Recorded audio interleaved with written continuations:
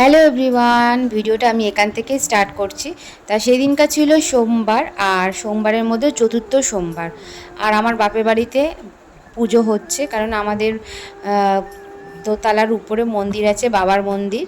তা সেদিনকার ছিল আমার বাবার, ভোলা বাবার বাৎসরিক পুজো, চতুর্থ সোমবারটা। যেহেতু এইবারে পঞ্চম মানে 5টা সোমবার পড়েছে, তাই আমরা চতুর্থ সোমবার পুজোটা করছি। আর তার আগের সোমবারে তো আমরা গেছিলাম, আগের সোমবার না মানে শনিবার গেছিলাম, রবিবার এসেছি তারকেশ্বরে। সেই ভিডিওটাও দেব পরে, আগে এই ভিডিওটা ছেড়ে নিই তারপরে। তা সেদিনকার সকাল সকাল উঠে সমস্ত ঘরের কাজ করে স্নান টান করে একদম রেডি হয়ে একদম শাড়ি পরে, যেহেতু বাবার পুজো, একটু সুন্দর করে সেজে গুজে শাড়ি পরে, শাড়ি তো খুব একটা পরা হয় না সচরাচর, তারপরে পুজো বলে কথা, তাই একটু শাড়ি পরলাম শখ করে। আর মায়ের বাড়ি গিয়ে দেখি মোটামুটি সবই কাজ করে নিয়েছে। আর সকালবেলা রান্নার লোক এসেছিলো, তা সেখানে খিচুড়ি, আলুর দম, পায়েস, চাটনি করেছে। আর ঠাকুরে ভোগের দেওয়ার জন্য সেটা আলাদা মা রান্না করে রেখেছে, খিচুড়ি, পায়েস, চাটনি, ভোগ, কত রকমের ভাজাভুজি, এটা আমার মা করে প্রত্যেক বছরই। আর লোক দেখে এই 2 বছর ধরে আমরা করছি, নাহলে নিজেরাই করে নিই। সেরকম একটা বড় করে করা হয় না, কিন্তু ইচ্ছা আছে কোনোদিনও হয়তো খুব বড় করে করব বা সবাইকে বসিয়ে খাওয়াবো। এখন পাতায় করে যেরকম আর কি প্রসাদ দেওয়া হয় পাড়ায় পাড়ায়, সেরকম দেওয়া হয়।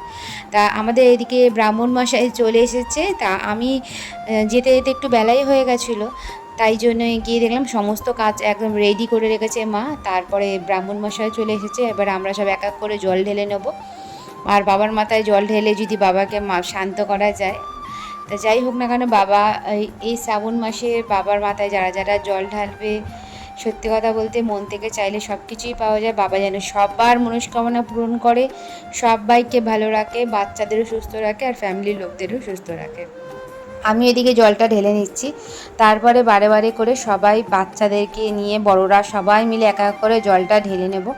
আর সমস্ত কাজ দিতে বললাম যে সমস্ত কাজই রেডি হয়ে গেছে, মা, দিদি, তারপর আমার কাকার মেয়েরা ছিল, তারা সবাই মিলে রেডি করে দিয়েছে, বেশ সুন্দর করে সাজিয়ে দিয়েছে বাবাকে।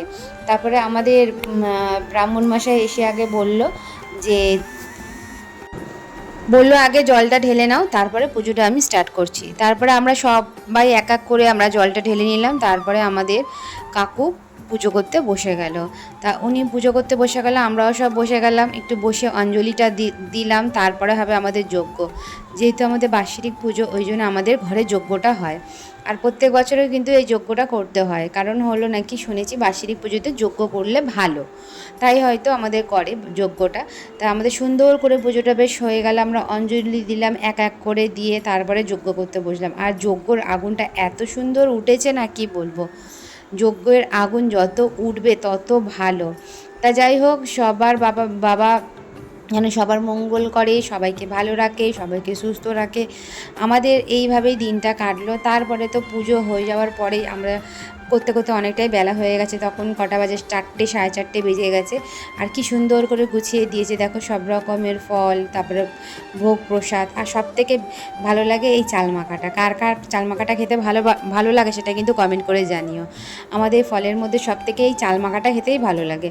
তারপরে সব রকমের 5 রকমের ফল, গোটা ফল দেওয়া হয়েছিল, তারপর চাল ঢাল দিয়ে ভালো করে সাজানো হয়েছিল, খিচুড়ি দেওয়া হয়েছিল, 5 রকমের ভাজাভুজি দেওয়া হয়েছিল, ফল কেটে দেওয়া হয়েছিল, সাবু দেওয়া হয়েছিল। তারপরে 4টে 4:30 বেজে গেছে, আমাদের পুজো কমপ্লিট হয়ে গেছে। তারপর কাকু বললো যে তাহলে তোমরা প্রসাদগুলো নামিয়ে খেয়ে নিতে পারো।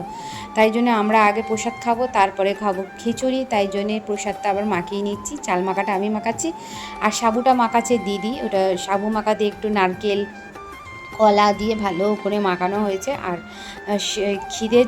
খিদেতে মানে উপোস করার পর না, সত্যি কথা এইটুকুনি, আর ভগবানের প্রসাদ মানে অমৃত লাগে, অমৃত। আর এত খিদে পেয়েছিল, তখন বেলা অনেকটাই হয়ে গেছিলো, আর প্রসাদ তা মনে হচ্ছে আমাদের গলা থেকে নাচছে, মানে অমৃত খাচ্ছি। যাই হোক, আমরা প্রসাদ নিয়ে বসে গেছি, এটাই আমাদের ছিল প্রসাদ, এটা এখন খাবো। তারপরে খেয়ে নিচে গেছিলাম, নিচে গিয়ে আগের থেকেই তো বললাম যে সকালবেলা রান্নার লোক এসে রান্না করে গেছে। তা পায়েস, পাঁপড়, আলুর দম নিয়ে বসে গেছি। খিচুড়িটা কিন্তু মারাত্মক হয়েছিল। তারপরে বিকালবেলা হয়ে আমরা সবাই মিলে উঠে আমি আর দিদি মিলে সাজাচ্ছি এখন পাড়ায় পাড়ায় এই প্রসাদ বিতরণ করার জন্য। আর এখন সুন্দর করে সাজিয়ে নিয়ে সবাইকে প্রসাদ দিয়ে দেবো। এইটাই ছিল আমাদের ছোট্ট ব্লগ। আর কেমন লাগলো সেটা কিন্তু অবশ্যই জানিয়ে লাইক, কমেন্ট, শেয়ার করে দিও।